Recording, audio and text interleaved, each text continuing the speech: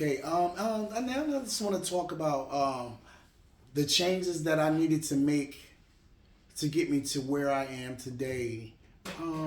Started when I knew my health issues were coming. You know what I'm saying? Okay, I'll blame it on the age, but no, using gives you a lot of wear and tear on your body. I started falling out, being rescued by friends that I didn't even know that were around. Uh, Having my partner scared to leave my side, my family, and all my friends that were so concerned about me more than I was to myself. I knew I had to get it together. I went to get help. I was scared. I started losing family and a lot of friends. A lot of friends I've lost to addiction here in Newark, New Jersey. God bless their soul right now because they were all beautiful people. They were our friends, our family. And they will be forever missed. I can see them now cheering us on, the ones that are still here, telling us to keep it moving. These are the things that keeps me where I am today. Again, it's either live or die. You know, some days I'm so scared to walk out the doors. Sometimes I look around and look at the friends that I knew and the struggles that they're going through right now, and even strangers that I see on a daily basis here in Newark, New Jersey.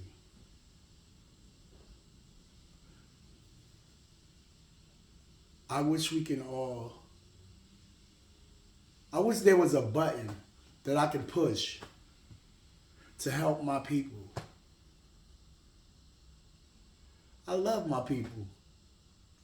This is all we have. I get emotional when I think about it, and I see my people out here struggling, trying to get the next one. Not hurting others, but hurting ourselves more than anything. Trying to get the next one. I had to open my eyes, and I'm trying to do all that I can to keep myself together so I can help someone else. That's my objective, is to help someone else. No, I just know I need to do better for myself. You know what I'm saying? Do better, live better, eat better, take care of myself better. And live. I guess live. Yeah, and I want that for everyone. That's it. That's it. Oh no. I mean, you know, it's like really something. Like I walk around and I see a lot of our people struggling, bent over, walking. We didn't used to see that in the past. We didn't see that. And it's like, and then, okay, I have another thing to talk about. The drug dealers. The drug dealers. We're going to talk about the drug dealer. Yeah. We're going to talk about them.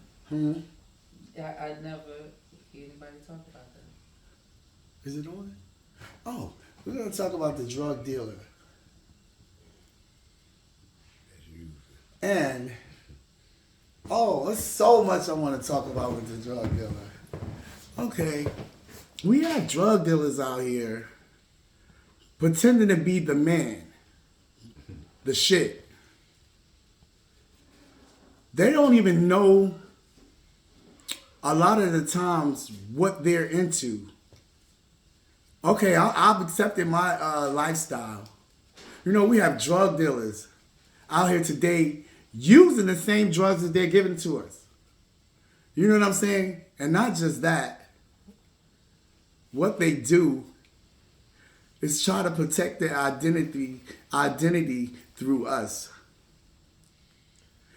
When the lights go out, when it's time to go to bed, that drug dealer is right in the bed with my friend. How about that? We forgot about that. They're included.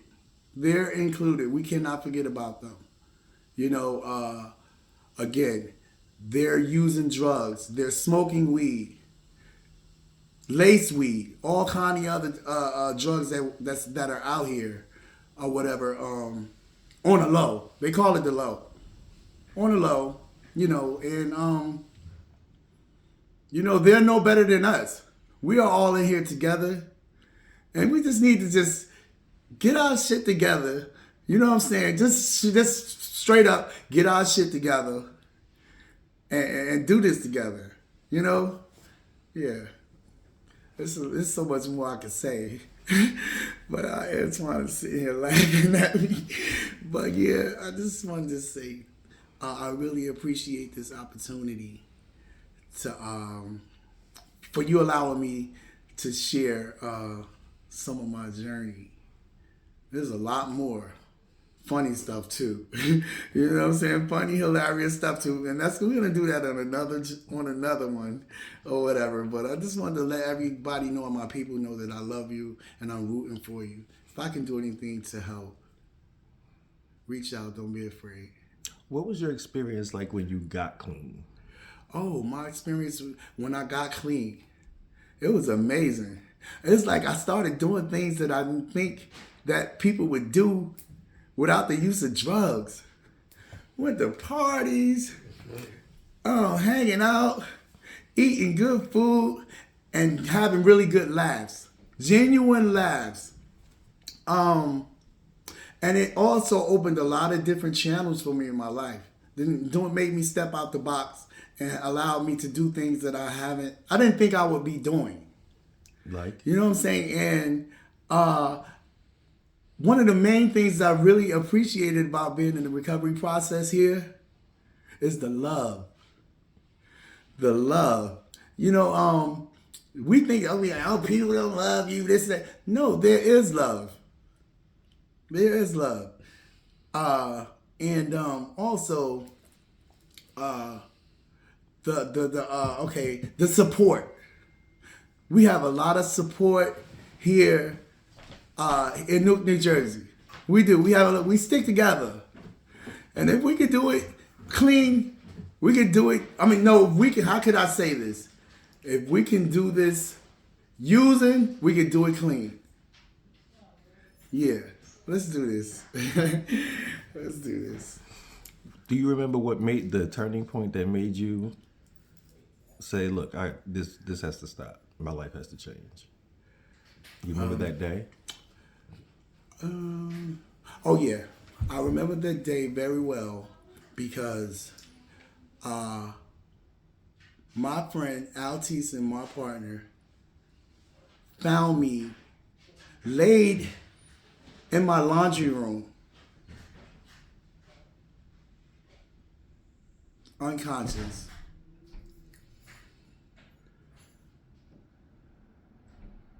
And I believe this may have been the second event that happened to me. And I didn't want to be like the cat risking my life saying that I have 9 lives. I said it was time now. You know, I'm getting older. My family's getting older. And it was just time. It was just time. I was tired.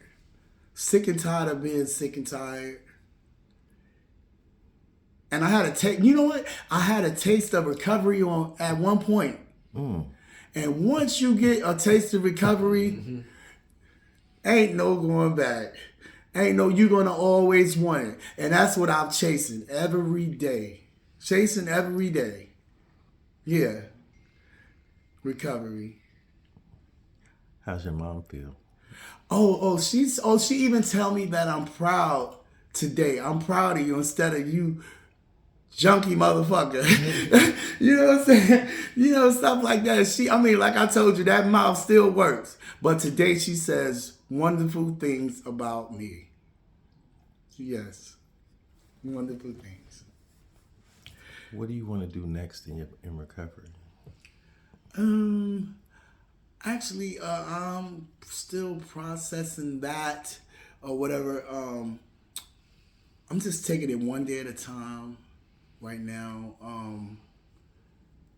and letting God order my steps right now, because I don't want to rush into something. They say be careful what you ask for, because when you get it, you might not want it. That kind of stuff. So all those little slogans and all that stuff, I implement them in my life, you know, and I use them, you know. And I use my friends today too, but in a positive way. A positive way. I have a network of friends that are generally concerned for me, and I'm the same with them. You know, I love all of my friends today. I do. I love you, LTs. How have you I'm gonna have to edit this out later. That's right. How is your what I'm trying to ask is how are you coming in your step process? That's the question I'm trying to get out. In my step process, you know what? It's kind of weird for me because it's a lot of work for me to do. Mm-hmm. A lot of work for me to do, but it's kind of weird and a good weird, because I kind of work my steps and not knowing them through my friends, through my friends, and it works. It's been working for me, and I wouldn't change it for nothing in the world. Nothing in the world, because I have this one friend. Ooh, I learned so much from my friend. Ooh, and I'm gonna put him on blast. Altis.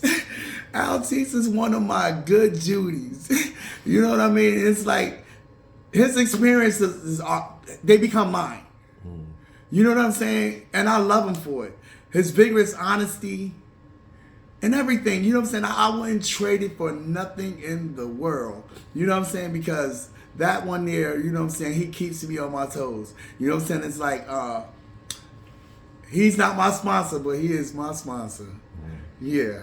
Love the guy. Love the guy. How has your friend circle changed from when you were using to now that you're in recovery? Oh, because, you know, my friend circle changed because I have friends that doesn't co-sign my BS. They tell me how it is. They tell me, okay, what you're doing is wrong, and it's right. You know what I'm saying? And they don't sit there and sugarcoat anything for me. You know what I'm saying? They're going to keep it 100 and a buck. You know what I'm saying? And I appreciate that. You know, I don't want someone to just tell me, okay, oh, it's okay, it's going to be all right. No, it's not going to be all right. No, it's not going to be all right. Yeah. So, that's my friend circle. I really appreciate them and love them dearly. You know, love them dearly. The spiritual principles of Narcotics Anonymous. The spiritual principles of Narcotics Anonymous. Which I'm going to take the NA out part later, but... Okay. Oh, okay. Yeah, but spiritual principles in general in recovery. Okay. All right, what I know this is, okay, the spiritual aspect of... I keep saying it. Recovery. Love is one of them. Okay. Love, honesty. I love all the honesty.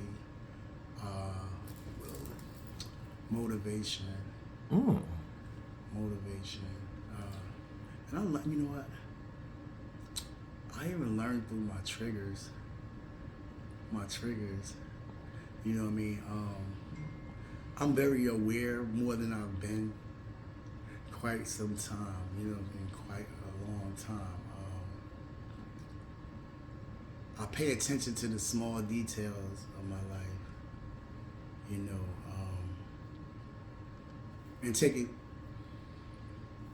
how can I say, take it to another level or whatever.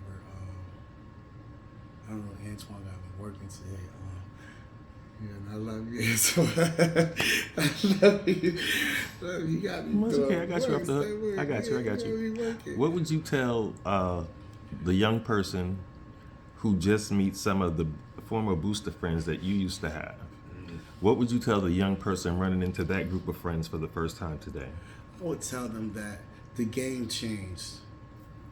A lot of things does not work like they used to work, you know, and to know that if and whenever they do get clean, that you still can go to jail. You know, you still can go to jail. And the way that the world is going today, you might go right to prison. You know, and another thing too, they're not paying like they used to. Yeah, and I remember when there was a time when the fellas out here on the street would buy for their girl before they buy for themselves. Not anymore. No. No. I'm serious. I mean, you know, it's all for themselves. And then guess what? They're not paying like they used to anymore. Yeah. So it's not worth it. It's not worth it. And let me just say this. The food is horrible. The food is horrible. In prison? In prison, right. The food is horrible. You know what I mean? And ain't nobody paying like they used to. Nobody's paying like they used to. You know what I mean? I was recently thinking about my life and me coming up through the institutions. Caldwell, New Jersey. You know, sucking and ducking and trucking it. You know what I'm saying? Yo, that was the thing up there. Working in the mess hall, swinging back chicken, and all them kind of stories. And it was kind of like, again, I'm not glorifying this. Not at all. Don't think that I am or whatever. But the game changed today. The game's definitely changed, and I think it's better to just get out, leave it alone. Let's get our life and get back on track. How much time did you have to do? In prison? Mm-hmm. Oh, I've done 4 years in prison. Yeah, I was in New York, upstate. Mm. Yeah, and that was another thing that said, okay, it's time. Okay. It's time for me to, what's new? I mean, I don't like having sergeant COs and all that kind of people telling me what to do, when to do it. It's degrading. And it's definitely a process. Spiritually, when it comes to that, it's going to break you or make you stronger. Break you or make you stronger. And I didn't want to break. No, I didn't want to break. So I had to get stronger, guys. I had to get stronger and learn from all of my errors of my past. You know, it's worth it. Recovery is great. Recovery is definitely great. Try it. I would advise everyone to try it. They can't kick you out. They can't kick you out. And don't be ashamed if you try and don't make it the first time. I didn't. There are a lot of people are not first time winners. You know, just keep it moving. Dust yourself off and try again. Pick yourself up and try again. That's what it's about. You know, it's worth it. It's worth it. It's worth it. That's what's up. Yeah. Thank you so very much. You're so welcome. I appreciate you And I coming to love tell you. your story. I love you too. Thank you so much for doing this. You're welcome. This is going to be great. I love all you guys. Hey. Yeah. And yeah, we're going to do a part 2. We're going to have to come back and have, when you more relax, everything. Yeah. Okay, Yeah. now make me look good. I got That's you. all. You'll be all right, but yeah. Yeah. We will go ahead and, because I feel like there's more.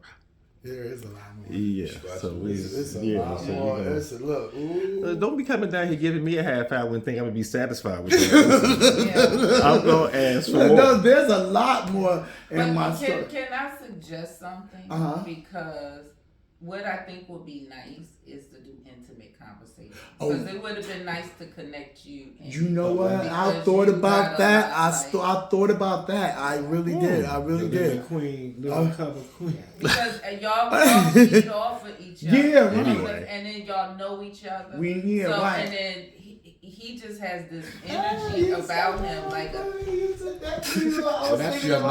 I was sure thinking about that last night. really. I really was. I was thinking about that. Yes, sir. Hi, I'm Adrian. Adrian Miller, age 56. In a couple of months, I'll be 57. Yay, man. I'm born and raised in Newark, New Jersey. Siblings, 4 siblings, and 2 parents. Born in the area of 16th Avenue and Jacob Street. In Springfield Avenue. I grew up in a family. We were close family, close knitted, and I ended up as the knee baby. Mm-hmm. The knee baby, y'all know what the knee baby is. Yeah. The middle kid or whatever, and I always was the kid that my parents would be like, "Don't go off the porch." But guess what? I used to go off the porch. Okay, I found my way. I mean, I found different walks of life, different types of people I interacted with. And some of them I actually wanted to do the same things that they were doing, which led me to finding out good things on my own and some bad things on my own that came along with it. I got my spankings here and there. Got my spankings here and there or whatever. But, as I grew older or whatever, I lesson learned. Okay. The family that I grew up with, some of them used to like snitch on me and tell I used to do this and do that or whatever. But, at the end of the day, we were still family.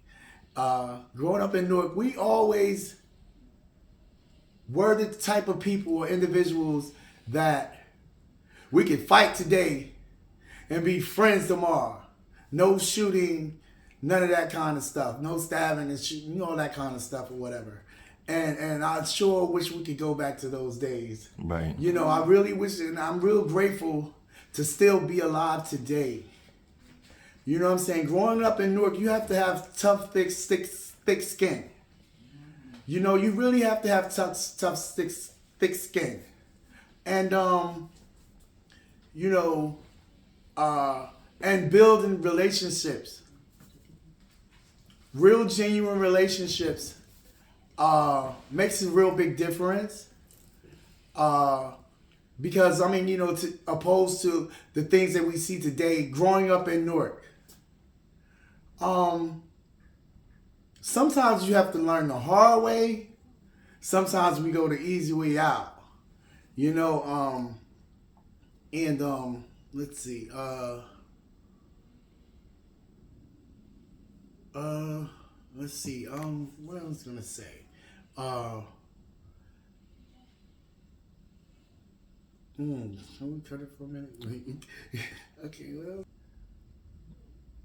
Again, growing up in Newark, I learned a lot of things, you know what I'm saying, out here, 16th Avenue, South Orange Avenue, running around all over the town, learning. And you know what, I want to talk a little bit about peer pressure in Newark.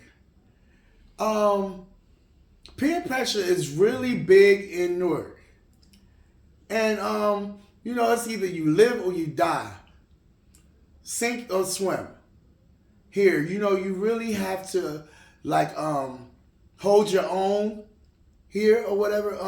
I mean, because you do have some people that pretend to have your back. But you have your own back here. You know, I've lost a lot of friends, family members, out here in the use of drugs. I've lost my brother, my older brother. On the day that he was brought into this world is the day that he left, which touched my heart, which kind of affected me, and I really don't feel that I kind of mourned.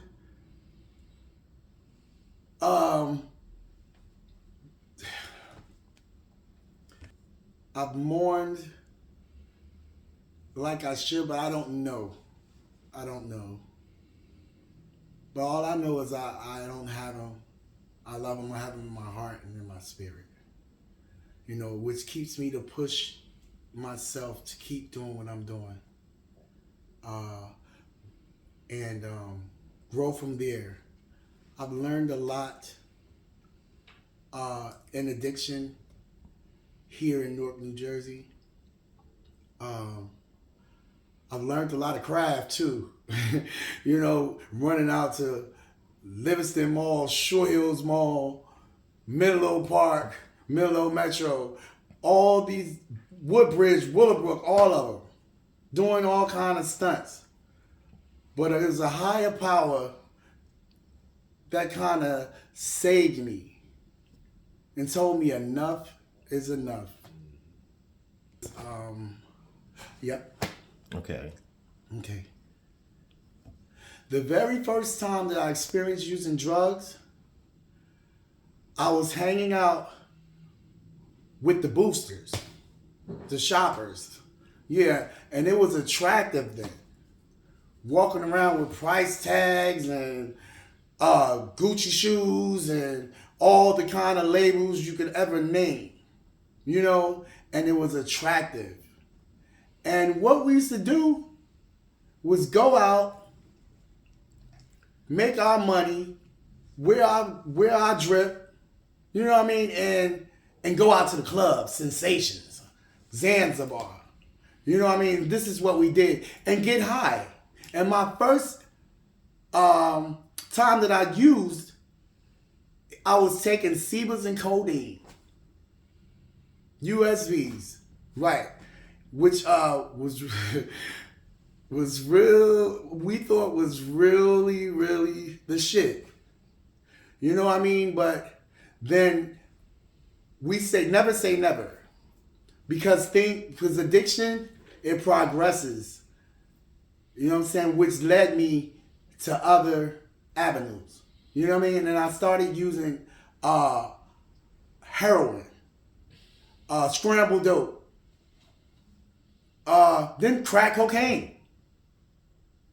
Woo. Crack cocaine. Yeah. Right. Never say never. I mean, it's like, and doing that, it held me hostage for such a long time.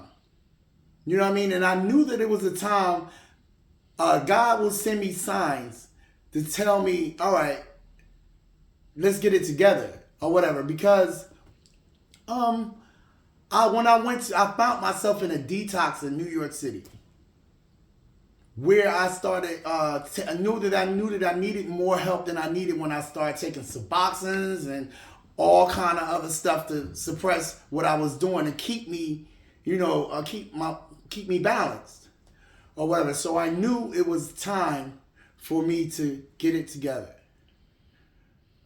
In which I did. Came home, went to Turning Point, didn't turn back. And in a few more days, I'll be back up to 3 years clean. Yes. Thank God. Thank God. I am so proud of myself and definitely grateful because the network of people that I have in my life today are for real. It's either they tell me it's either you're going to live or you're going to die.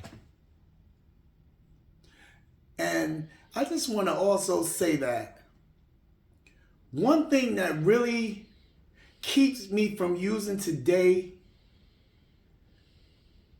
is my mom.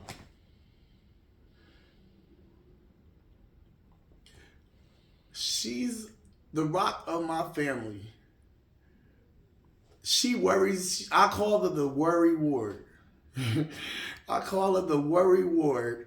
And she's that woman that will call you at a night to see if you are in the house, tucked in the bed, and have you eaten.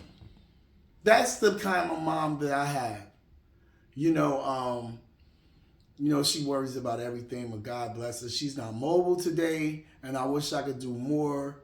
And I do carry some guilt from being in addiction, dealing with my mom. I was the kid that walked past the house knowing that she is up because I see the light on and she cannot sleep and won't sleep, and you won't see the light go off until she knows I'm safe. I used to literally walk past the house to get my next one till the sun came up and she would still be up waiting.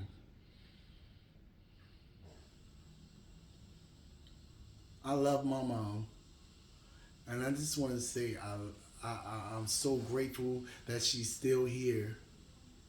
She's not mobile, but that mouth is still good.